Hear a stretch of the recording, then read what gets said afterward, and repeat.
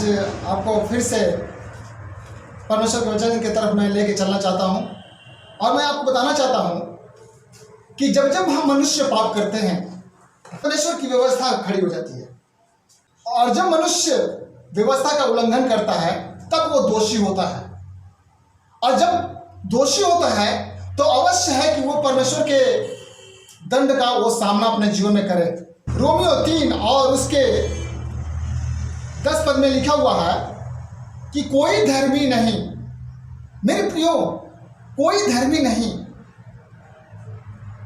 क्या हम मनुष्य इतने अधर्मी हैं कि परमेश्वर एक व्यक्ति को भी धर्मी नहीं ठहरा सकता?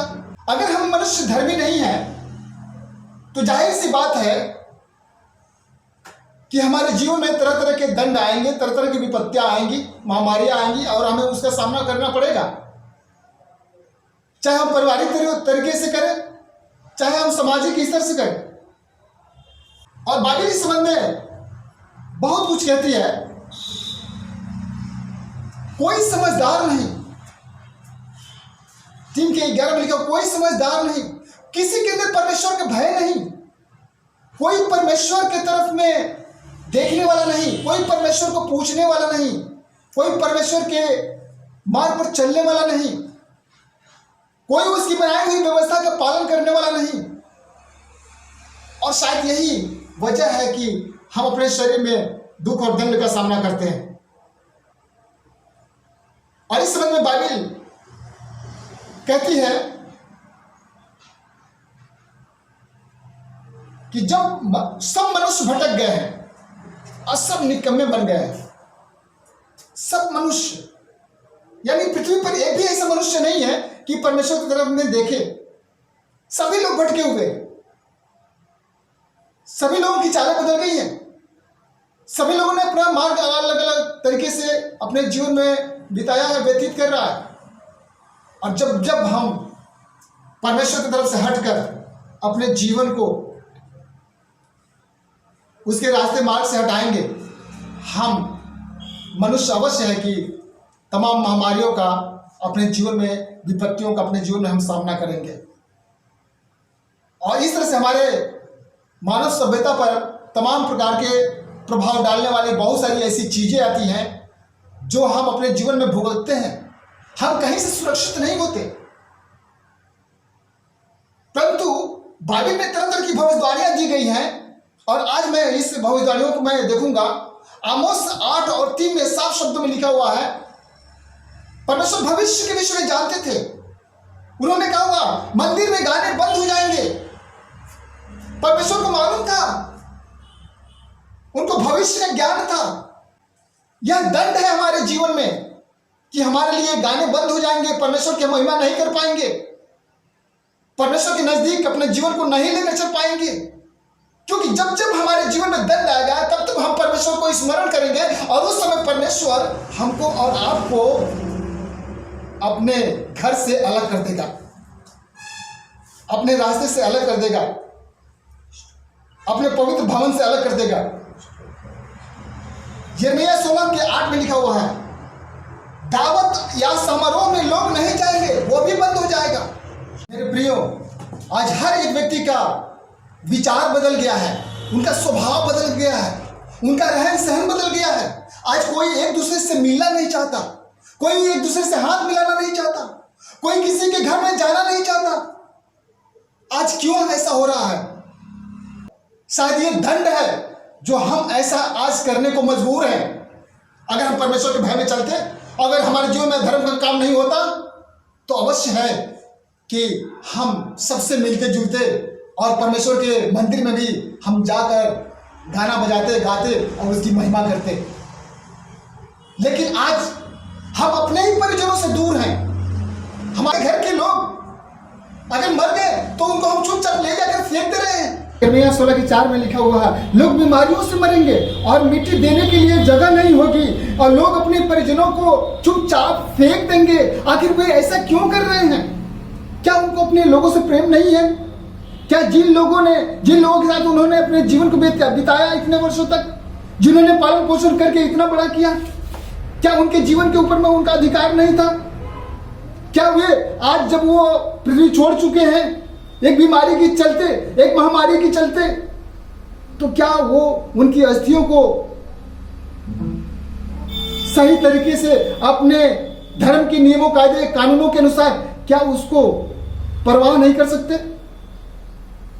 बाइबल में इस प्रकार का शब्द लिखा हुआ है, यिर्मयाह 16:6 में लिखा हुआ है, कोई दूध काम नहीं करेगा, कोई अपने माता पिता का दूध काम नहीं करेगा, कोई क्रियाकर्म नहीं करेगा। ऐसे क्यों? क्योंकि मनुष्य ने परमेश्वर के वचन का, परमेश्वर की आज्ञा का, उसकी व्यवस्था का उल्लंघन किया है। तो अवश्य है कि इसका मानव सभ्यता पर प्रभाव आएगा। वह आपको छोड़ेगा नहीं, क्योंकि परमेश्वर है वो शुरू से और अंत तक रहने वाला परमेश्वर है। वो जानता है कि मनुष्य कौन सा व्यवहार मेरे साथ कर सकता है। अगर मनुष्य परमेश्वर के विरोध में जब खड़ा होगा तो परमेश्वर ने कोई ना कोई दंड मनुष्य के ऊपर में अवश्य डालेगा और उसका दंड का सामना आपको करना पड़ेगा।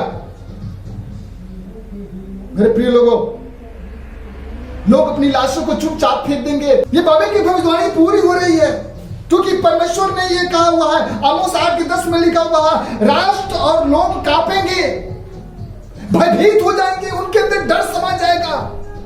आज हमारा देश भी डर का सामना कर रहा है। कोरोना जैसी महामारी आज हमारे देश में भी पहुंची हुई है और पूरा देश इस महामारी का सामना कर रहा है। पूरा देश थरथरा रहा है इस महामारी से, पूरा देश कांप रहा है इस महामारी से। क्यों? क्योंकि उनके जीवन में परमेश्वर का भय नहीं, और जिनके जीवन में परमेश्वर का डर नहीं, अवश्य है कि महामारियां आएंगी और हमें उसके दंड का सामना करना पड़ेगा। मनुष्य का घमंड टूट जाएगा। यशायाह 2:11 में लिखा हुआ है, जो हम अपने जीवन के ऊपर में घमंड करते हैं, अपनी जवानी के ऊपर में घमंड करते हैं, अपने शरीर के ऊपर में घमंड करते हैं, अपनी ताकत के ऊपर में हम घमंड करते हैं, अपने धन के ऊपर में हम घमंड करते हैं। मेरे प्रियो, वह टूट जाएगा, आप निर्बल मनुष्य बन जाएंगे।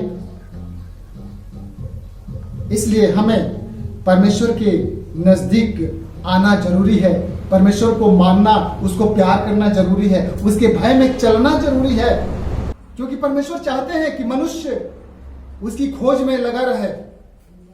और आमोस 8:11 में लिखा हुआ है, और तब परमेश्वर के वचन सुनने की प्यास होगी। मेरे प्रियो, आज मंदिर के गाने बंद हो गए हैं, चर्च के गाने बंद हो गए हैं, कोई चर्च में नहीं जा रहा है, कोई मंदिर में नहीं जा रहा है। सबकी इच्छा है परमेश्वर के लिए गाना गाने की, सबकी इच्छा है परमेश्वर के वचन को सुनने की, लेकिन सब कुछ बंद हो गया है। यह सब क्यों हो रहा है?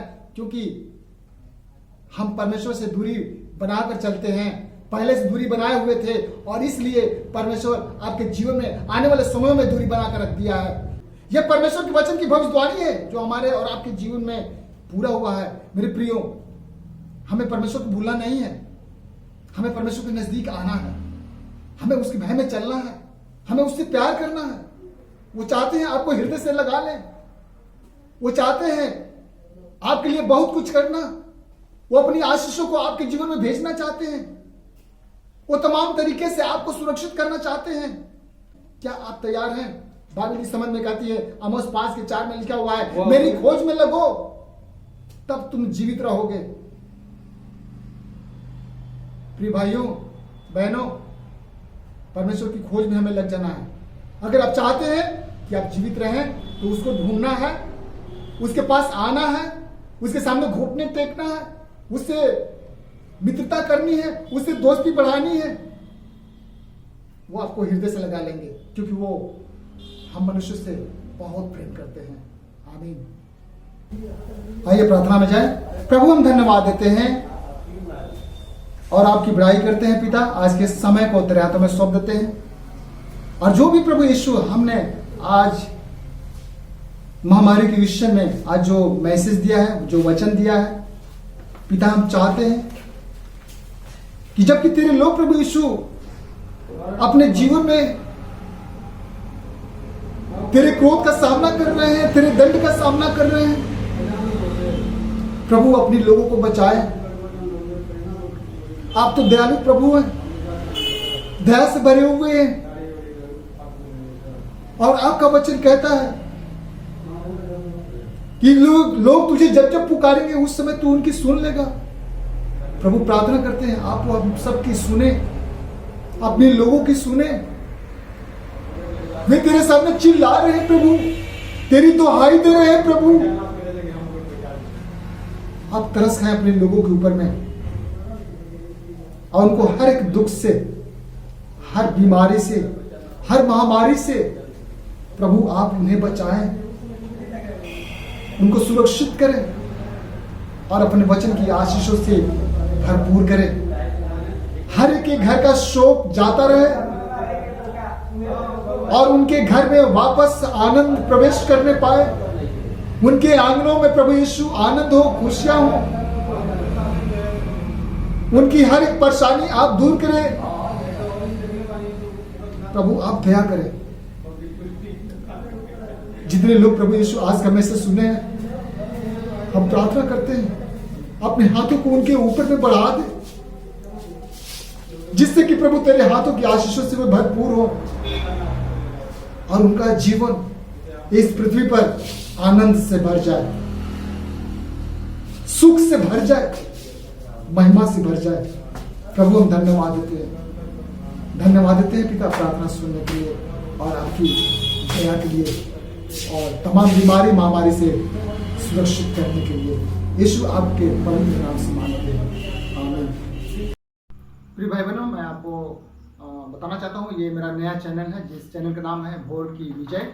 और इस चैनल को आप जरूर सब्सक्राइब करें, शेयर करें, कमेंट करें और बेल आइकन जरूर दबाएं, ताकि जो भी मेरा अगला जो मैसेज आपके पास भेजना हो वो तुरंत आपके पास पहुंच सके और आप उसे सुनकर आशीषित हो सके। धन्यवाद।